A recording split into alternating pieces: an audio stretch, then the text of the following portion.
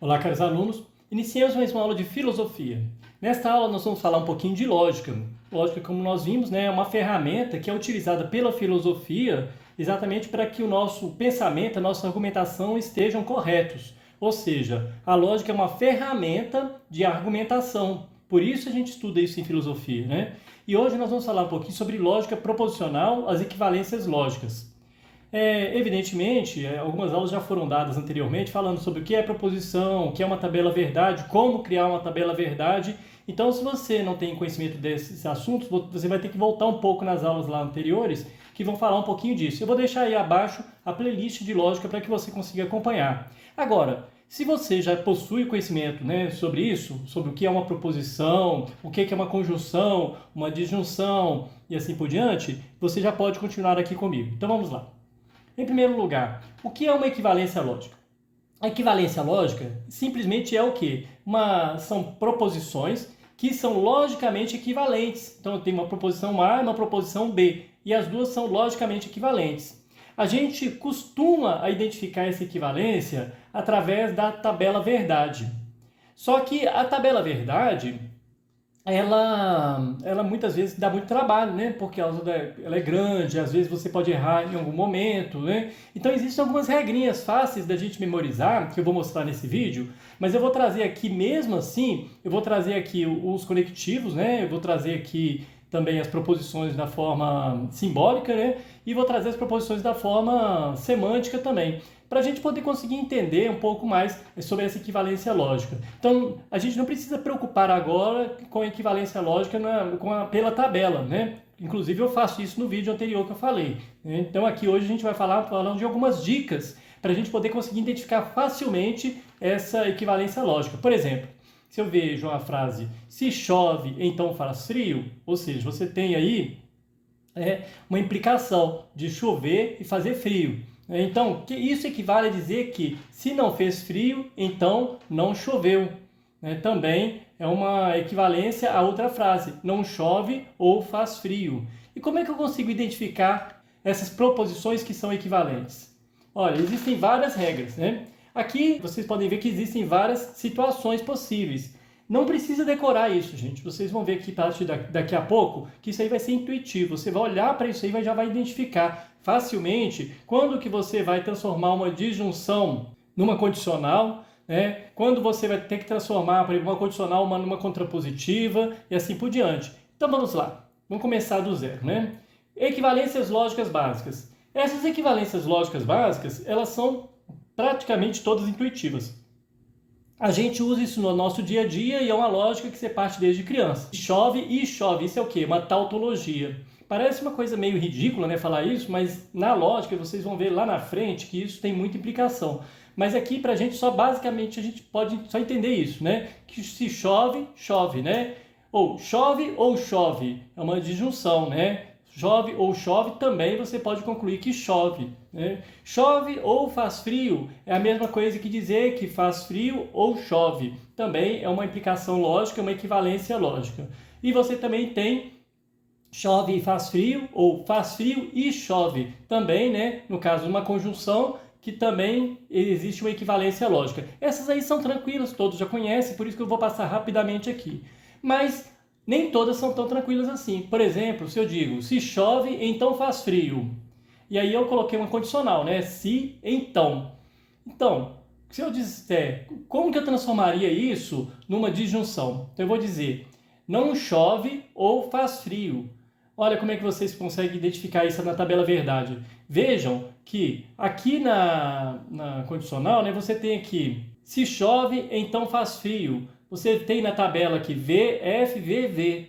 Então, qual que é a coluna que é exatamente igual a ela nessa tabela verdade? Você vai ver que é exatamente essa daqui, VF, VV, onde o resultado dessa proposição tem exatamente o mesmo valor semântico, Então, vamos ver aqui. Existe uma regrinha fácil de a gente identificar como transformar uma condicional numa disjunção. E a regrinha é a regra que a gente chama do Neymar. Por que Neymar?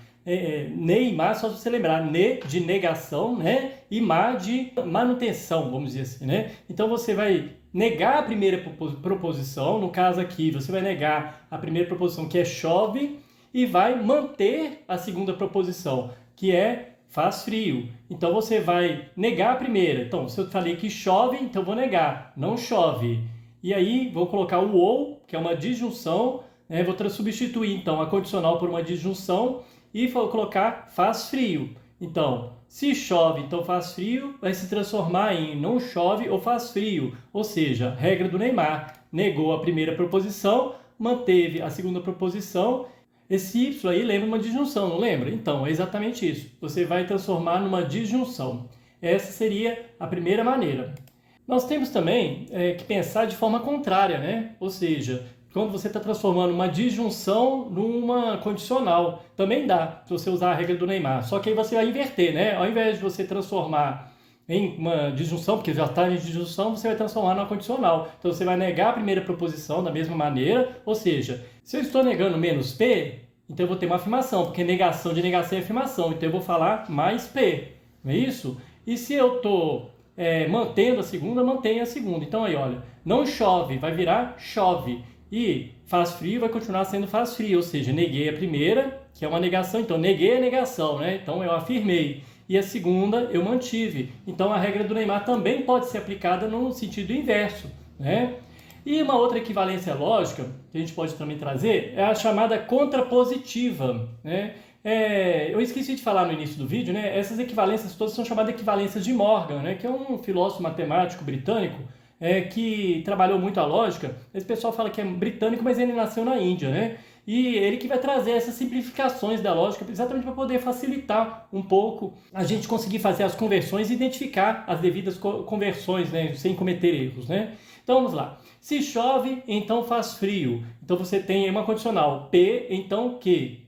Agora, se não fez frio, não choveu. Não que, então não P. Veja bem, olha, vocês lembram lá na tabela verdade que quando eu tenho lá uma condicional, a única hora que a condicional é falsa é a hora em que você tem um antecedente verdadeiro e o consequente falso. Lembra-se disso? Lá na tabela verdade? Então eu tenho...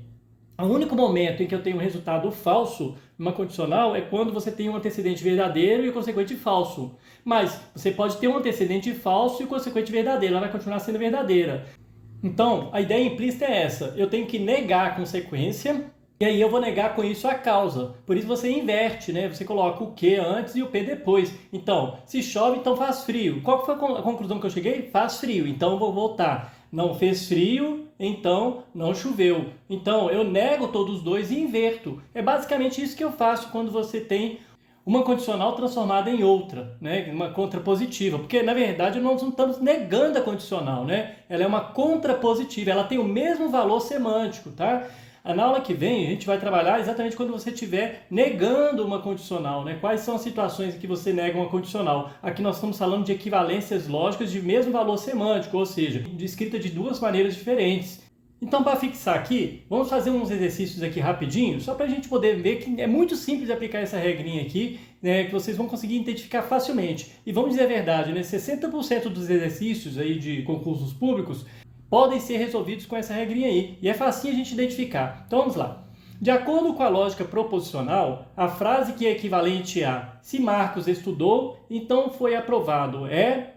Veja bem, eu estou dizendo que se Marcos estudou, então foi aprovado. Eu posso chegar numa contrapositiva, concorda? Porque nós vimos lá atrás, nós podemos negar ambos, né? E inverter, não é isso? Agora, eu posso também chegar numa disjunção. E na disjunção, a gente aplica a regra do Neymar, né? Que nega a primeira e mantém a segunda, né? Então vamos lá. Qual das situações que a gente pode aplicar aqui? Vamos ver.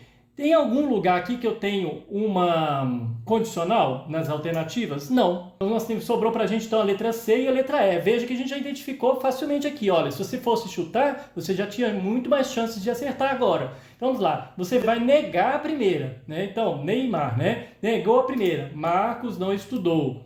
E vai manter a segunda proposição. Foi aprovado. Então, se Marcos estudou, vai ficar Marcos não estudou. E foi aprovado, continua foi aprovado. Então, a letra E. Marcos não estudou ou foi aprovado. Então, você coloca numa disjunção, né? Então, vamos lá. A próxima. A próxima é: a afirmação Maria é médica ou João é professor tem como ser tensa logicamente equivalente. Veja bem, nós temos aí uma disjunção que está sendo transformada numa condicional. Então é o inverso da anterior, não é isso? Mas dá para aplicar de novo a regra do Neymar, né? Que é o seguinte: Maria é médica ou João é professor. Então, o que eu faço? Transformo numa condicional, né, negando a primeira e mantendo a segunda. Então, se Maria não é médica, então João é professor. Então você negou a primeira, transformou numa condicional e manteve a segunda. Vamos para o próximo exemplo. Olha, agora nós temos um exemplo aqui de contrapositiva. Por quê? Você vai ver logo pelas respostas que não dá para aplicar a regra do Neymar. Por que que não dá? Porque se você fosse aplicar a regra do Neymar, você teria que ter aí, né, negando a primeira, né, não tem OAB ou advogado. Então vamos ver se tem algum maior. Não tem OAB, não tem. Olha, esse sim não serve, porque aí você já está no condicional, né? Tem que ser não tem uma OAB. Não tem nenhuma opção aí que está dizendo isso, né? Não tem uma OAB. Né? Então a gente não tem como usar essa. Então a gente está pensando então numa contrapositiva, que é quando você nega a consequência. Né? Então, eu neguei a consequência. A consequência é advogado. Então eu estou dizendo o quê? Se não é advogado, então não tem OAB, ou seja, eu nego a consequência, logo acabo negando também a causa.